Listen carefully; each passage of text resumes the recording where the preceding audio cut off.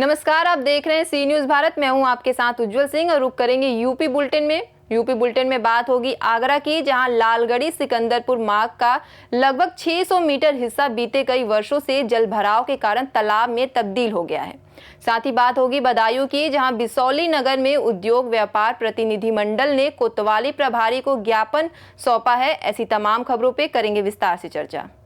आगरा के दयालबाग क्षेत्र में लालगढ़ी सिकंदरपुर मार्ग का करीब 600 मीटर हिस्सा लंबे समय से जलभराव के कारण तालाब में तब्दील हो गया। नाला न होने से सड़क पर गहरे गड्ढे बन गए हैं, जिससे स्कूली बच्चों, महिलाओं और दोपहिया वाहन चालकों का आवागमन बेहद जोखिम भरा हो गया है। इस मार्ग के बंद होने से ग्रामीणों को 25 से 30 किलोमीटर अतिरिक्त दूरी तय करनी पड़ रही है और 3 स्कूलों के 1000 से अधिक छात्र रोजाना परेशान हैं। समस्या को लेकर ग्रामीणों के प्रतिनिधि मंडल ने सीडीओ प्रतिभा सिंह से मुलाकात की, जिन्होंने जल्द समाधान का आश्वासन दिया है। सर, हम करीब 5 साल से हमारा क्षेत्र ग्राम सभा खासपुर लगता है। ग्राम सभा खासपुर के अंतर्गत 4 गांव आते हैं। 4 गांव के अंतर्गत लालगढ़ी से सिकंदरपुर मार्ग पर जल भराव करीब 5 साल से है, जिसमें स्टूडेंट, राहगीर कोई भी हो, उन्हें निकलने में काफ़ी दिक्कत का सामना करना पड़ता है, जिसमें घोंटू पानी भर रहा है और गिरते जाते हैं। बच्चों को बैग, किताब, कॉपी आदि खराब हो जाते हैं।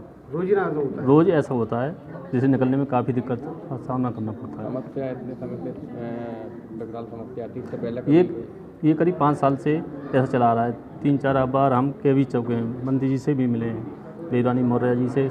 और आप पीडी ऑफिस में ज्ञापन देने आए हैं, सक्षम अधिकारी से मिले, क्या आश्वासन वगैरह दिया उन्होंने? आश्वासन दिया है। अभी उन्होंने आश्वासन दिया है कि आपका ज्ञापन लिया जाएगा और आपकी तुरंत कार्रवाई होगी इस पर। क्या कारण? 5 साल से पूरे पूरे प्रयास में लगे हैं। हमारे जो माननीय बेबीरानी मौर्य जी, उनसे कई बार बोला तो उन्होंने कोई समस्या का हल नहीं निकाला। इसको आज हमने सिटी ऑफिस आना पड़ा है और हमारे 500 मीटर की रोड है, पूरी ख़राब है। उसमें पानी भर रहा है, कम से कम घोंटू जैसे कोई उसमें अद्दे डले हैं, अंदर अद्दे मलबा डले हैं। जैसे बच्चे आते हैं उनको मालूम नहीं है, अनजान आदमी फंसे आते हैं, गिर जाते हैं। एक तो उसमें औरत गिर गई, उसका बच्चा गिर गया उसमें। गिरते रहते हैं उसमें। रोजीना की समस्या यही है। बराबर में दयालबाग वालों का एक बहुत बड़ा एक बांध बना हुआ है, उसमें एक नीचे होकर एक वो पाइपलाइन और एक वो बनी हुई है, पुरानी जमाने में बनाते हैं ना वो, जैसे वो पुलिया वो पुलिया को पानी बंद कर दिया दयालबाग वालों ने, और उस पुलिया को निकाल दिया जाए नीचे हो गए तो सारी समस्या हल हो जाए। कहीं ना कहीं लगता है आने वाले अगर कार्य नहीं हुआ तो कोई ना कोई बड़ी घटना भी हो सकती है। सर, जो देखो हम गाँव वालों तो जो मान लो रात को नहीं निकलते वहाँ के, जैसे कोई अनजान आदमी आता है तो वहाँ के फंसे आता है। और बराबर से जंगल है, जंगल में कोई लूटपाट हो जाए, कोई बच्चे या कोई गायब हो जाए, कुछ भी हो सकता है वहाँ पे। आप क्या चाहते हैं?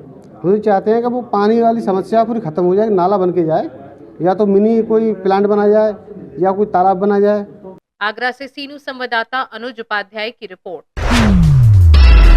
जनपद आजमगढ़ में पोस्टमार्टम प्रक्रिया को अधिक पारदर्शी और साक्ष्य आधारित बनाने के उद्देश्य से पोस्टमार्टम वीडियोग्राफी सेल का उद्घाटन किया गया। अपर पुलिस अधीक्षक नगर मुधवन कुमार सिंह ने थाना कोतवाली क्षेत्र के पुलिस चौकी बलरामपुर में सेल का विधिवत शुभारंभ किया। इस मौके पर क्षेत्राधिकारी नगर शुभम तोदी और प्रभारी निरीक्षक यादवेंद्र पांडे सहित अन्य पुलिस अधिकारी मौजूद रहे। सेल में सभी पोस्टमार्टम की पूर्ण वीडियोग्राफी कर डिजिटल रूप में सुरक्षित रखी जाएगी। खासकर दहेज, मृत्यु, पुलिस अभिरक्षा में मौत और अन्य संवेदनशील मामलों में साक्ष्यों की विश्वसनीयता बढ़ेगी।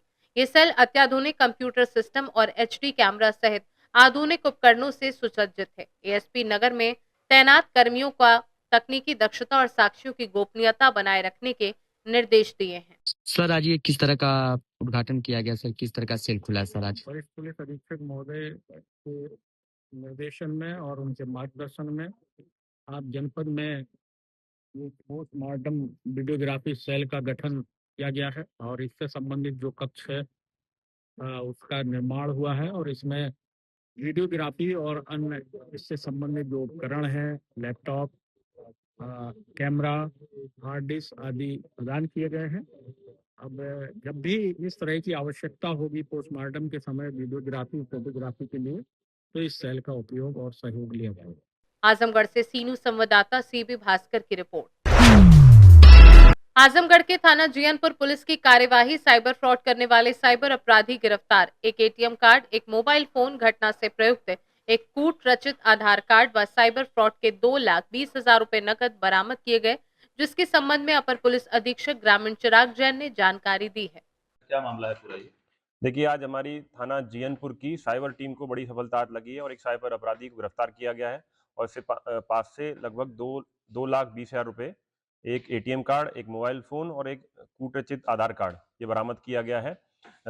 एक व्यक्ति हैं जिनके जो जियनपुर के रहने वाले हैं, उनके साथ दिनांक 10 फरवरी को एक साइबर अपराध की घटना हुई थी। अज्ञात लिंक उनके पास आया था मैसेज में और उन्होंने उस पर क्लिक कर दिया था। उनका फोन हैक हो गया और उसके बाद हैक करके फ्रॉड ने उनके अकाउंट से लगभग 2 लाख रुपए निकाल लिए थे।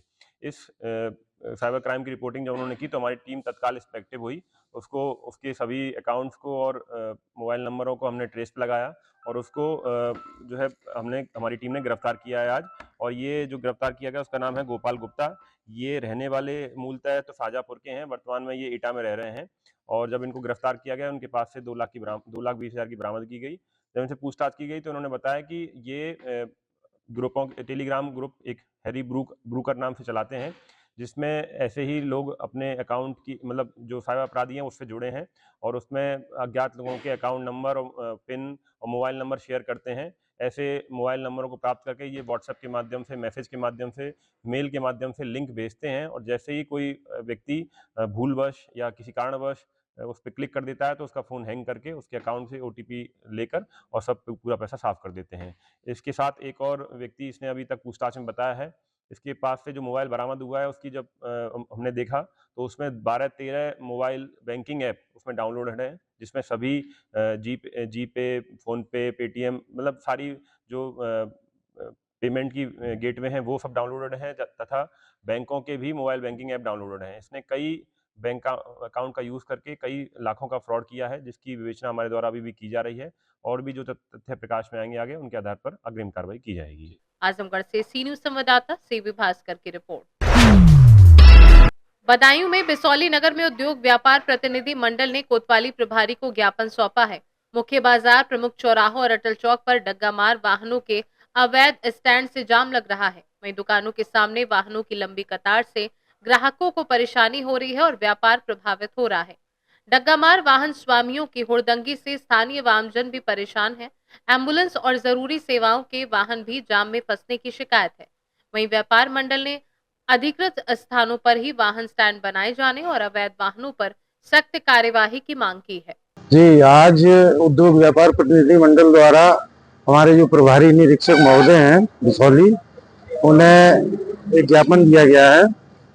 ये जगह जगह पर यहाँ ये टेम्पू हैं, ये रिक्शा हैं और ये अतिक्रमण जो कर रखा है मेन रोड पे, जिससे जाम लगा रहता है और हमारे दुकानदारों को खासकर बहुत समस्या होती है अपनी दुकानदारी करने में कि ग्राहक किस तरह से आए और अपना सामान लेके जाए, तो उसे बहुत दिक्कतों का सामना करना पड़ता है।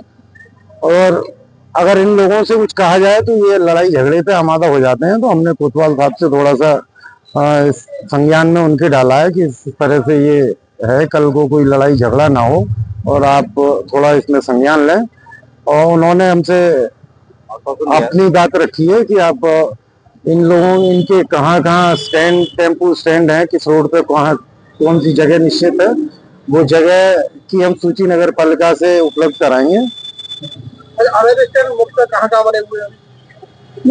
में सबसे बड़ा जो जाम और सबसे भारी जो ट्रैफिक है वो हमारे यहाँ नगर में अटल चौक, झंडा चौकी या तिरंगा चौकी जिसे कहते हैं, वहां पर ये अवैध रूप से रिक्शे देहात क्षेत्र से हमारे आते हैं, टेम्पू हैं, रिक्शे हैं, ये वहां खड़ा कर लेते हैं। तो हमारा कहना ये है कि खड़ा ना करें, सवारी उतारें, सवारी बिठाएं और अपने चलते रहें, यानी मूवमेंट बना रहे जिससे कि जाम ना लगे।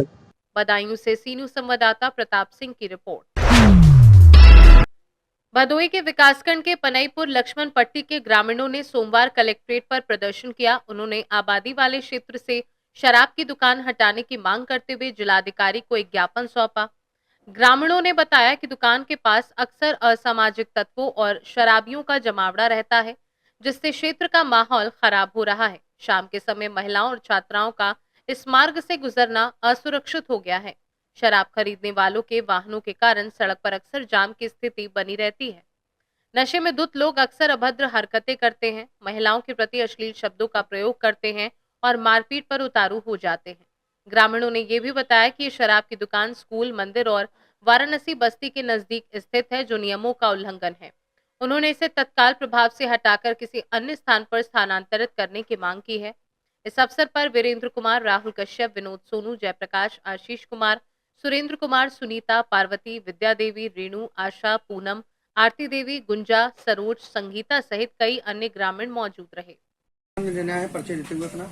हमारा नाम विनोद कुमार गौतम है। मैं आजाद समाज पार्टी के प्रदेश सचिव के पद पर हूँ और मैं ये कहना चाहता हूँ कि जो लक्ष्मण पट्टी में शराब के ठेके खोली गए हैं, वहाँ पे हमारे आए दिन हमारे बहन बेटियों के साथ शोषण हो रहा है, क्योंकि हमारी बहन बेटियाँ स्कूल जाती हैं तो वहाँ पे शराब पीकर लोग इतने नशे में हो जाते हैं कि अपना कपड़ा फाड़ कर नग्न अवस्था हो जाते हैं और भद्दी भद्दी गालियाँ देते हैं। उसके बाद छेड़छाड़ भी करते हैं और जो शराब पीने वाले हैं वो रोड पर गाड़ी लगाकर मतलब कि एकदम जाम की व्यवस्था बना देते हैं। मतलब आने जाने वाले जितने भी हमारे ग्राम से माताएं बहनें को काफी दिक्कत की परेशानियां झेलना पड़ रहा है। आए दिन मारपीट की समस्या होते रहती है। तो मैं जिलाधिकारी महोदय जी से यही निवेदन करूंगा कि वहां से जितने भी शराब के ठेके हैं उसको तत्काल रूप से वहां से हटा के कहीं और उसको मतलब कि खुलवा दिया जाए, शिफ्ट कर दिया जाए। बस हमारी यही मांग है। किस जगह खुला है वो लक्ष्मण पट्टी में, मनईपुर में है। भदोई से सीनू संवाददाता प्रदीप दुबे की रिपोर्ट। फिलहाल इस बुलेटिन में इतना ही। देश दुनिया की तमाम खबरों के लिए बने रहिए सी न्यूज़ भारत के साथ।